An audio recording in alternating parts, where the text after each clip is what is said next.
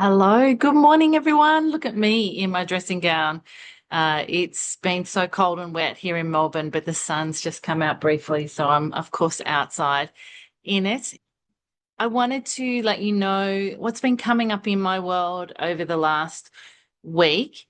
It's interesting because I've really seen that when I'm on the cusp of something new or deeper in terms of my understanding, my awareness, my role as your guide in thriving, it really affects my sleep. So for the last week, I haven't been sleeping well at all, and my mind has just been on. And I find it interesting because nothing else has changed. I'm still eating well. I'm, doing all the things that I know help me to sleep. But because there's a level of excitement, if you like, or it could be coined as anxiety, I haven't been sleeping.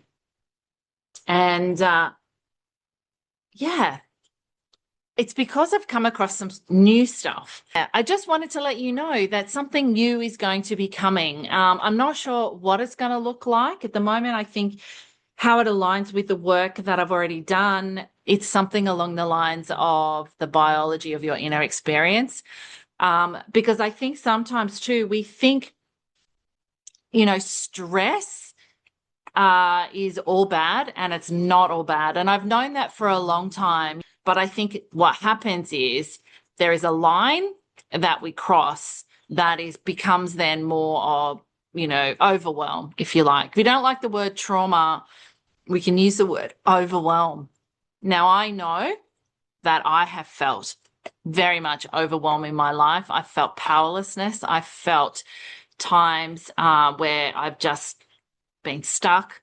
All these things we hear: overwhelm, powerlessness, stuck, incredible exhaustion, no matter how well we're sleeping or we're not sleeping. So, we're tired all day. We push through with caffeine or just keep pushing through, get to bed. We don't sleep well. Now, of course, our body can only hold that state for a certain time. It can't do that indefinitely. And, for me, that's where I autoimmune, so Hashimoto's, it's directly linked to the biology of overwhelm. It's directly linked to the biology of my inner experience. And diet is only one small part of it. I shared this story in the VIP resources the other day, but it's the story of it's like the six blind men. It's someone went and for the first time had an elephant in front of them, and they all felt the elephant. So they all then described an elephant simply from what they felt, from their own perspective. So some said it was, a trunk like a snake. Some said it was like a hard tusk. So then they argued with each other about who was right? But they were all right because they were only seeing it from their own perspective, but they were all wrong as well. And I think that's where we get so caught up, that we only see the world from our perspectives, and we miss the truth that actually there is a whole lot of other perspectives that we can look at and we can see. And when it comes to thriving, I'm the health and healing coach. That's what I've called myself for years and years now. And I think it's just that I've seen more and more and more that diet is just the trunk, right? And we need circadian rhythm. That's just maybe the tail. But the belly of the beast is our inner experience. And that is how we manage stress, how we regulate our emotions, and whether we have experienced powerlessness, overwhelming in our life, and whether that is still showing up today.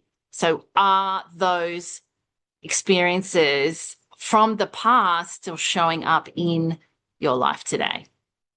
You have to start becoming really aware what's the inner experience and the inner state that you're living in, day out.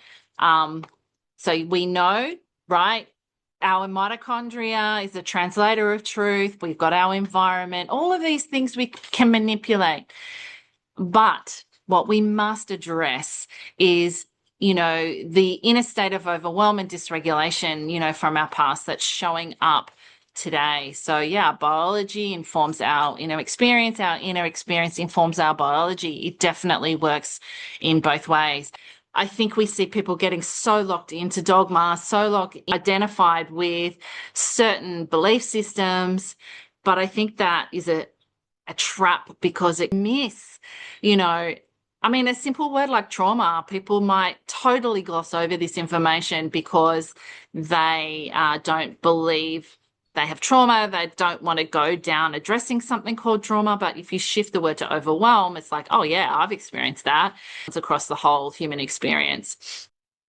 And yes, so much of our environment is misaligned and sets our biology on a dysregulated path. However, the reality is we have an incredible adaptation inside. We are incredibly resilient, and we don't want to be weak. We want to be resilient and strong, and we want to be able to adapt to the environment that we've got. And that comes directly down to having well-regulated nervous system, obviously mitochondria that are functioning well, producing the right energy and having hormonal balance. And I do think the belly of the beast is how we manage our day-to-day inner experience. And that's what I want to teach you. That's what I want to learn in depth. That's the framework that I haven't had. I've kind of known it, I've felt it, I've experienced it, I've seen it, and I've got bits and pieces here and there. But now I feel like I'm landing on a framework that I can share.